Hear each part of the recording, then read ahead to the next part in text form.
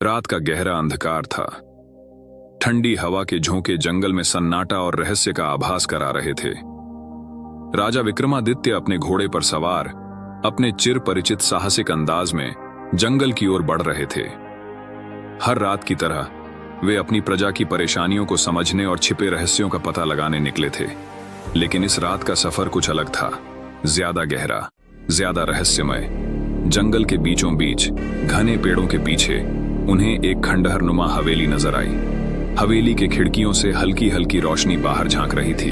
विक्रमादित्य की जिज्ञासा चरम पर थी। क्या यह कोई साधारण खंडहर था या इसके पीछे कोई बड़ा रहस्य छिपा था? वे धीरे धीरे हवेली के नजदीक पहुंचे। प्रवेश द्वार पर उन्होंने एक युवती को देखा। वह बेहद सुंदर थी, लेकिन उसकी आंखों से बहते आंसू और गूंजती सिसकियां हवेली की वीरानी को और डरावना बना रही थीं।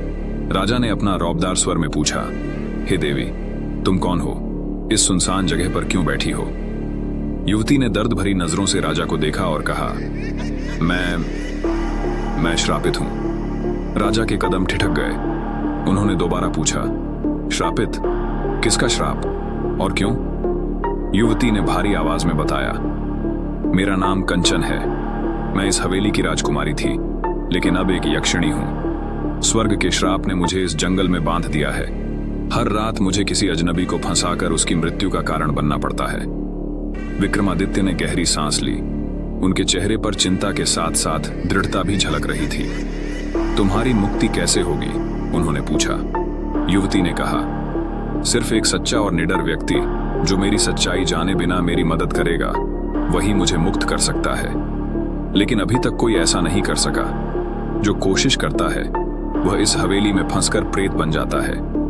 यह सुनकर राजा ने ठान लिया कि वे इस श्राप का अंत करेंगे। युवती ने राजा को समझाया कि उनकी मुक्ति के लिए उन्हें हवेली के 7 खतरनाक कमरों को पार करना होगा। हर कमरे में प्रेतात्माओं और मौत के जाल का सामना करना पड़ेगा। जैसे ही राजा ने पहले कमरे का दरवाजा खोला, वहां एक विशालकाय शेर उनकी ओर झपटा। उसकी दहाड़ से पूरा कमरा गूंज उठा। विक्रमादित्य ने तलवार खींची और एक तीव्र मुकाबला शुरू हुआ। शेर पराजित हुआ और धुआं बनकर गायब हो गया। दूसरा कमरा सांपों का साम्राज्य था। हजारों सांप फन फैलाए फुफकार रहे थे, लेकिन राजा ने अपने धैर्य से एक शक्तिशाली मंत्र पढ़ा और सारे सांप शांत हो गए। अगले 3 कमरों में आग का भयंकर समुद्र, भ्रमित करने वाली छवियां और भयानक दैत्य थे, लेकिन राजा ने अपनी बुद्धिमानी और साहस से सबको मात दी। 7वां कमरा पूरी तरह अंधकार में डूबा हुआ था। वहां से एक कर्कश आवाज गूंज रही थी, जो इस कमरे में आया है उसने कभी बाहर की रोशनी नहीं देखी। राजा सतर्क होकर आगे बढ़े। अचानक फर्श हिलने लगा। हर कदम पर जाल बिछा था, लेकिन विक्रमादित्य ने अपनी नजर और समझदारी से इन जालों को पार कर लिया। कमरे के बीचों बीच एक उज्जवल प्रकाश था। जैसे ही राजा ने उसे छुआ, पूरा कमरा कांप उठा। हवेली के हर कोने से चीखें गूंजने लगीं। राजा जब बाहर निकले तो युवती देवी के रूप में खड़ी थीं। उनके चेहरे पर कृतज्ञता के आंसू थे। हे राजन, तुमने मुझे मेरे श्राप से मुक्त किया। मैं तुम्हारी आभारी हूं।